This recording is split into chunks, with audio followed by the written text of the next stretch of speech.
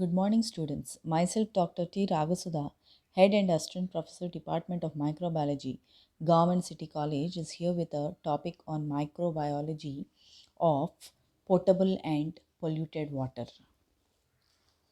No life without water is a common saying depending upon the fact that water is one of the natural occurring essential requirement of all life forms. Water is a master solvent and all metabolic reactions of living beings depend mainly on its presence. As we know, human population living in towns, cities, etc. depend upon municipal supply of water. Besides, a major fraction of our population which lives in rural areas, especially in underdeveloped and developing countries, depend upon lakes, rivers, ponds, springs, wells, etc. for their water requirements. Water is lost from the earth by way of evaporation, transpiration, and exhalation, and come back to the earth by the way of precipitation. Contamination of water starts right from the beginning when water reaches the earth through air in the form of precipitation. Microorganisms present in the air get entry into it. After precipitation is over and water reaches the earth's surface, it gets contaminated by microorganisms via soil, dead plants and animals, etc. In addition, the natural water supply sources are getting contaminated by a large array of substances such as domestic and industrial wastes, that is, sewage, discharged as a consequence of civilized man's needs and human and animal excretes in the form of urine and feces. All these contaminants deteriorate the quality of water and make it unsafe for human consumption. It is important to note that the contaminations, particularly domestic and industrial waste and feces ones, are the most much biochemical concern because they not only increase the biochemical oxygen demand but also sometimes contain certain disease causing microorganisms. These disease causing microorganisms generally occur in feces and urine of an infected person, and when discharged may gain entry into a water supply source from where the drinking water is supplied. This results in the transmission of disease from infected to healthy persons. However, diseases transmitted via water are called waterborne diseases. Each year, more than 500 million people are affected with waterborne diseases, and more than 10 million of them die. The diseases caused by ingestion of water contaminated by human or animal feces or urine, which contains pathogenic microorganisms, are known as waterborne diseases. Many bacteria, viruses, protozoa, and parasites can cause diseases when ingested. Majority of these pathogens derive from human or animal feces and are transmitted through the fecal-oral route. Although both animal and human feces are threats to the human health, human feces are generally the most dangerous. Fecal pathogens can be classified as causing both waterborne and water-washed diseases. Diseases that transmitted by water can be divided into diarrhea waterborne diseases, non-diarrheal waterborne diseases. Diarrheal waterborne diseases. Most waterborne pathogens infect the gastrointestinal tract and cause diarrheal disease. The most common causes of severe diarrheal disease are rotaviruses, pathogenic E. coli, Campylobacter jejuni, Entamoeba histolytica, Giardia intestinalis, also known as Giardia lamblia, Cryptosporidium parvum, Norwalk-like viruses. Epidemic diarrheal disease. Two diarrheal pathogens, Shigella dysenteriae and Vibrio cholerae, are particularly infectious and can cause severe epidemics. Epidemic diarrhea, both Shigellosis and cholera, can be triggered by natural disasters or political upheavals that disrupt the normal water supply. Non-diarrheal waterborne diseases. While most waterborne pathogens cause diarrheal disease, a few important waterborne diseases affect other parts of the body. Typhoid fever is caused by ingestion of Salmonella typhi bacteria in food or water and affects about 17 million people each year, causing some 6 lakh deaths. Hepatitis or liver inflammation is caused by viral infection. Hepatitis A and hepatitis E are primarily caused by ingestion of fecally contaminated drinking water. Hepatitis A causes about 1.5 million infections each year, mostly in children. Polio is highly infectious viral disease that mainly affects children under 5. Polio virus is primarily transmitted through the fecal-oral route. Safe water and sanitization interventions can help reduce risk. Legionellosis. Legionella can grow in water storage tanks, boilers, or pipes in distribution systems. Outbreak of legionnaire disease are fairly rare. Leptospirosis is a bacterial disease caused by the ingestion or bodily contact with water contaminated with the urine of infected animals, especially rats. The disease is difficult to diagnose and is often overlooked but may be important, especially following floods. Next, moving on to sanitation of potable water. There are four main processes employed in municipal water purification system to ensure supply of non-polluted drinking water. These processes are flocculation, sedimentation, filtration, and disinfection. In the diagram, you can see raw water reservoirs are being received by the pumping stations. From pumping stations, they move to mixing tanks for flocculation. After flocculation, they are transferred to the settling basins where the unwanted material is being sedimented by sediments. Then move to sand filters where filtration of the water takes place. Then disinfection of these filtered waters is done by chlorination, and finally the municipal water reaches storage reservoirs, and from storage reservoirs they are supplied to the consumers. The first step of sanitation of potable water is flocculation.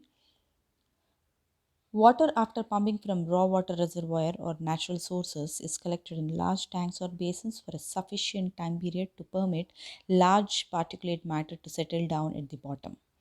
This material is removed and then the water is treated with flocculants such as aluminium sulfate, alum, sodium aluminate, colloidal silicate, calcium or bentonite, which form a flock that precipitates and carries with it microorganisms on the surface and suspends organic matter to settle down at the bottom of the tanks or basins. In this way, most substances that impart turbidity to water gets coagulated. The second step is sedimentation. The water after coagulation is left in settling basin further for sufficient period to allow sedimentation of remaining materials. Sedimentation, however, considerably reduces microbial population of the water aside from removing most of the suspended particles. The third step is filtration. After sedimentation, the water is subjected to sand filters to remove flocks of living organisms. The process of filtration is highly critical and important as it can remove pathogens, protozoans, and also about 98 to 99% of bacteria from water. The water may also be filtered through activated charcoal to remove potentially toxic organic compounds and organic compounds that impart undesirable color and taste to the water. This filtration process is attained by two methods: slow sand filters or rapid sand filters. Slow sand filters. These comprises of layers of fine sand, coarse sand, and fine and coarse gravel. The floor at the base is made up of tiles provided with perforations of intake of filtered water. The uppermost fine sand layers act as a biological filter as its interspaces are clogged by colloidal floccules in water. encapsulated microorganisms and algae and retained bacteria, making the water free from them. The efficiency of filter is further enhanced as the negatively charged bacteria are held by the positively charged colloidal material in the layer. This filter normally removes 98% of the bacterial population present in the water. Nearly 5 to 7 million gallons of water per acre area of filter may be purified by this method, but this method proves slow and generally requires several acres of land to carry on. The next type of filter is rapid sand filter. This method involves essentially the same equipment as the slow sand filters, but the slow sand filter area is much smaller with provision for frequent backwashing. This makes possible the rapid filtering of water. Rapid sand filters may deliver as much as 150 million gallons of water per acre per day. The next step in sanitation of municipal water or potable water is disinfection. Disinfection is the final step in this municipal water purification, and it ensures that no pathogenic microorganisms are carried through water. For water supplies of small towns and localities, sodium or calcium hypochlorite respectively may be used to disinfect water, but for larger cities, however, chlorination has been traditional method for disinfection. Chlorination often removes bacterial contamination since chlorine reacts with water to yield hypochlorous or hypochloric acid, which are potent microbicides. Chlorine is obtained as liquid under pressure but releases into water as gas. It easily dissolves in water, and in addition to killing the microorganisms, it is also effective in oxidizing organic matter. However, the greater the organic matter in water, the greater the chlorine demand for a given amount of water. That is, chlorine demand for different waters varies depending upon the organic matter of the water. In any case, the residual amount of chlorine present in drinking water after the process of disinfection should not exceed zero point 0.2 ppm because of the disadvantages of incidental production of trace amounts of organochlorine compounds, particularly trihalomethane, a suspected carcinogen. Fortunately, it has been found that disinfection by chloramination is the least expensive way to reduce the formation of trihalomethane, a carcinogen, and is spreading rapidly as an alternative to chlorination. So, the alternative to chlorination is using chloramination. In this process, monochloramine is generally directed into the water to be disinfected by adding ammonium prior to or simultaneously with the chlorine or hypochlorite. Monochloramine is quite effective and produces much lower amount of trihalomethane. After disinfection, the water is finally stored in large reservoirs and it is supplied for domestic consumption through gravity taps. Next, moving on to determination of water potability. As we know that water generally gets contaminated with pathogenic microorganisms through intestinal discharges of human and animals and becomes an important source of waterborne diseases. It is therefore important that the water must be regularly analyzed to determine whether it is potable or polluted with fecal matter. Certain bacteria, particularly Escherichia coli and related organisms called coliforms, fecal streptococci or Streptococcus fecalis and Clostridium perfringens normally inhabit the large intestine of humans and other animals and are frequently present in these species. Thus, the presence of any of these microorganisms in water provides evidence for its being fecally polluted. If these microorganisms are traced in water, the way is also open for waterborne diseases causing pathogens since they too occur in feces. To ensure the potability of water, whether the water is polluted or not, generally two techniques are being used: coliform test technique and membrane filter technique. Now let us see coliform test or multiple tube test, fermentation tube test. This multiple tube method is also known as most probable number. The most probable number method is used to check potability of water. The MPN method looks for the presence of potentially pathogenic bacteria that may be in water due to contamination of the water supply. Water supplies are generally derived from ground sources and have to be checked for safety levels of bacterial contamination. Ambient method ensures the enteric bacteria called coliforms, specifically fecal coliforms. Coliforms are gram-negative bacilli that have the ability to ferment lactose with the production of acid and gas. Ambient test includes three levels of testing. The first test is presumptive test, second confirmatory test, and the last is complete test. This is a table, MPN test table, which is most probable number table, which is being used to analyze the quality of the water. The next method is membrane filter method. It is categorized into four processes based on membrane pore size: microfiltration, ultrafiltration, nanofiltration, and reverse osmosis. Membrane filter technique used for bacteriological examination of water to determine its potability was developed by Germany during World War II and at present is being considered advantageous over coliform test technique because of its significant advantages. In this technique, a thin membrane filter disc is used. The filter disc consists of cellulose derivatives and can retain on its surface all bacteria from the water supply.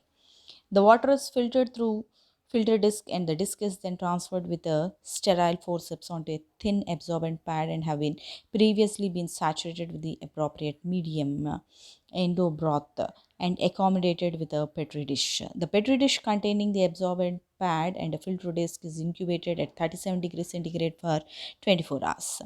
The medium diffuses through the pores of the filter disc and provides nutrient to the bacterium. After the incubation is over, one can see colonies developed upon the filter disc. The characteristic colonies of different bacteria can now be studied to determine water potability. The advantages of this membrane filtration technique is a large volume of water can be analyzed in a short period of time without much expenses. The membrane filter disc can be transferred from one medium to another to differentiate organisms. The quantitative estimation of certain bacterial types like coliforms can be done using appropriate selective media like EMB agar media, even when the bacterial type in question are present in small numbers.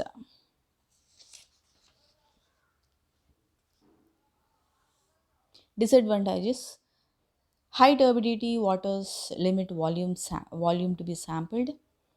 High population of background bacteria results in overgrowth. Metals and phenolics can be absorbed by the filters and inhibit the growth of the desirable or indicator microorganisms. Next, moving on to polluted water or sewage. Sewage is a collective noun used to represent liquids or solid waste carried in sewers. It consists of domestic waterborne wastes, including human and animal excretes, washing waters, and everything that go down the drain of a town or city.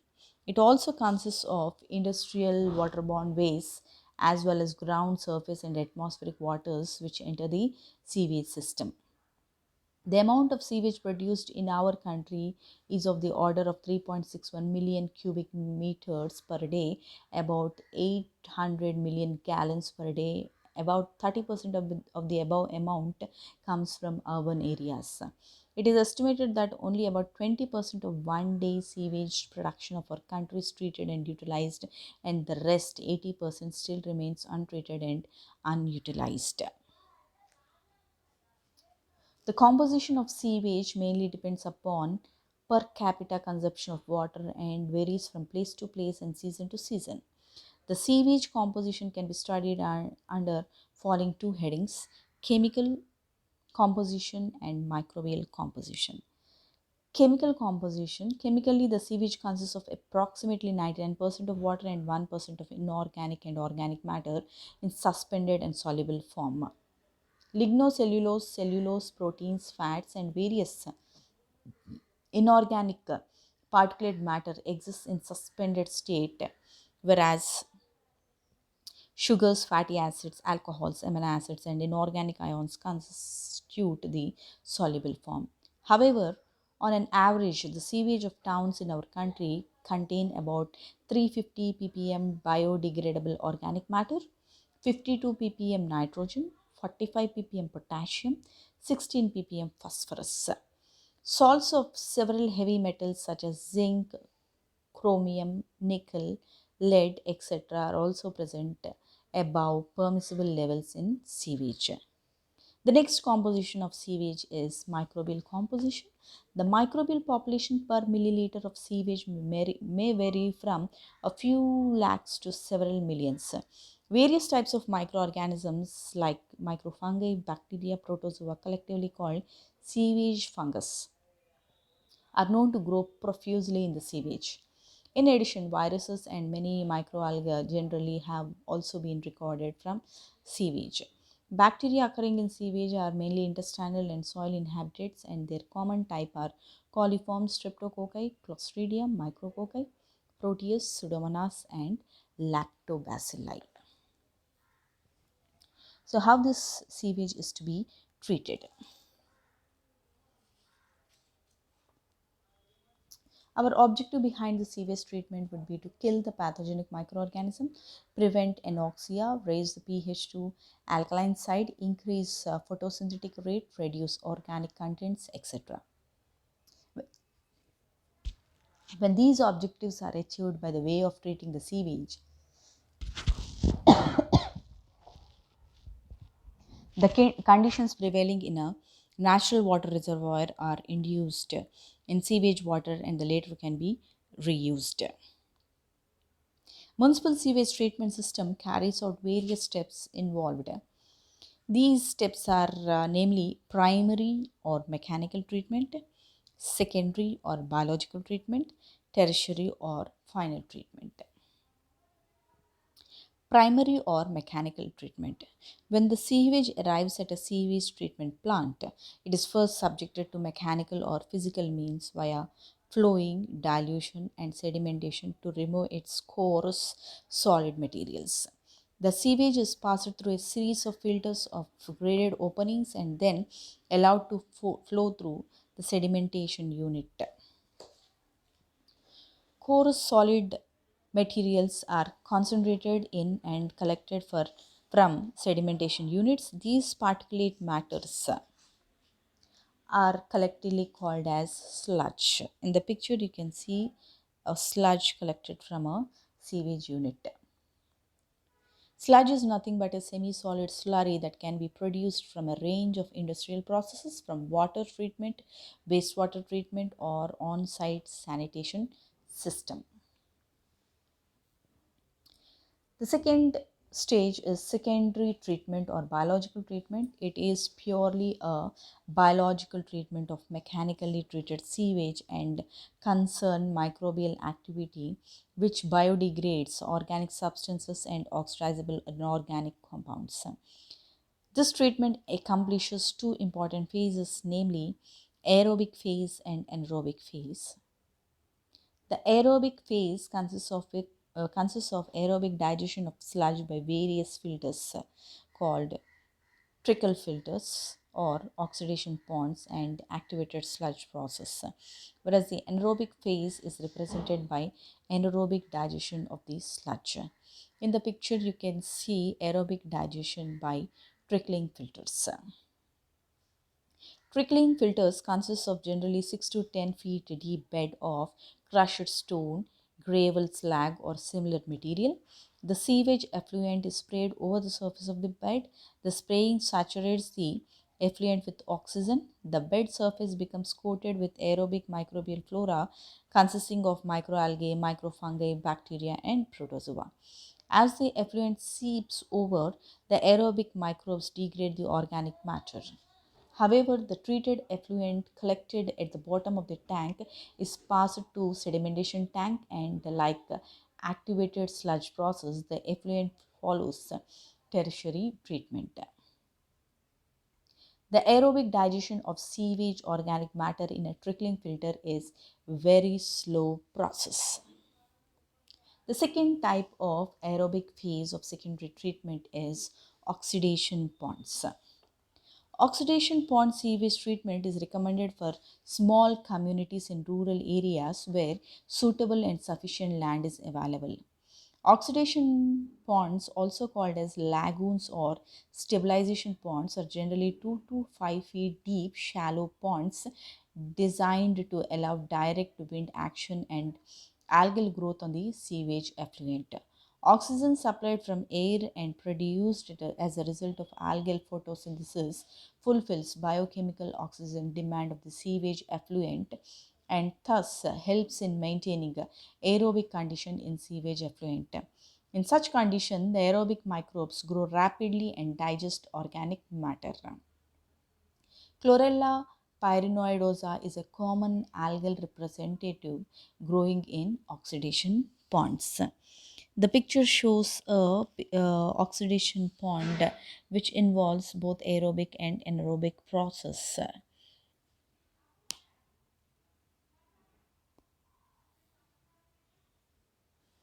The third type of aerobic phase of secondary treatment is activated sludge process. In this process, the mechanically treated sewage effluent is pumped into a sedimentation or settling tank wherein the sewage flocks and settles down. A portion of the sewage flock is returned to activate a new batch of mechanically treated sewage effluent, and the rest is pumped to activated sludge digester where air is blown by several jets.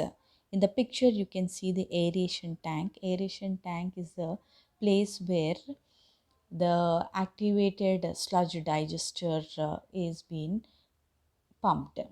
Thus, in the presence of plentiful oxygen, oxidation of sewage effluent is brought about by aerobic microorganisms which break down organic matter to carbon dioxide and water. Now, the effluent is passed through a sedimentation tank or final settling tank. Though about 90% of the organic matter of the effluent is digested via this process, the effluent still contains considerable amount of nitrate and phosphate, etc.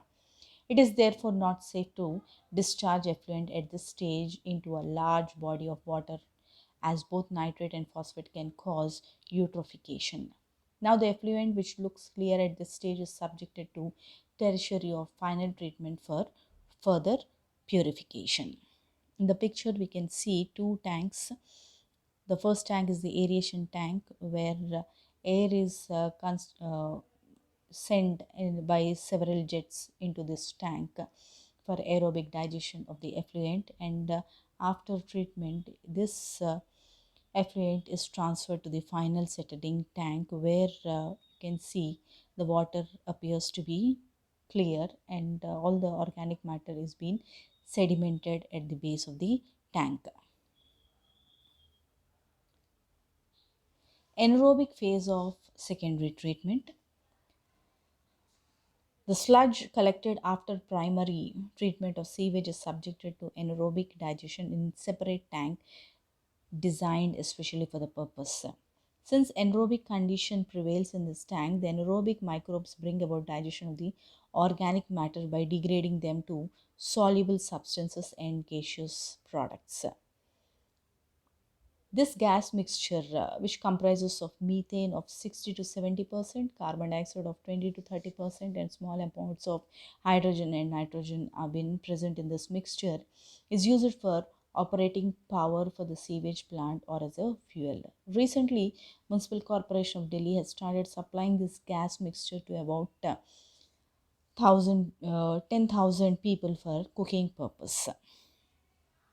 The picture shows an anaerobic digestion unit where you can see biogas at the uppermost layer of the tank, followed by fluid zone, and below fluid zone we can see sludge zone, and the base we can see the mixing zone where propellers or propellers are used to mix the sludge. The final stage of sewage treatment is tertiary or final treatment. Since the sewage effluent treated during secondary treatment process still contains non-biodegradable organic pollutants and the mineral nutrients, particularly nitrogen and phosphorus salts, it is subjected to tertiary or final treatment for their removal. If not so, the sewage effluents containing nitrogen and phosphorus salts can cause serious eutrophication in the aquatic system. Non biodegradable organic pollutants are normally removed by using activated carbon filters, whereas phosphorus and nitrogen salts by chemical treatment.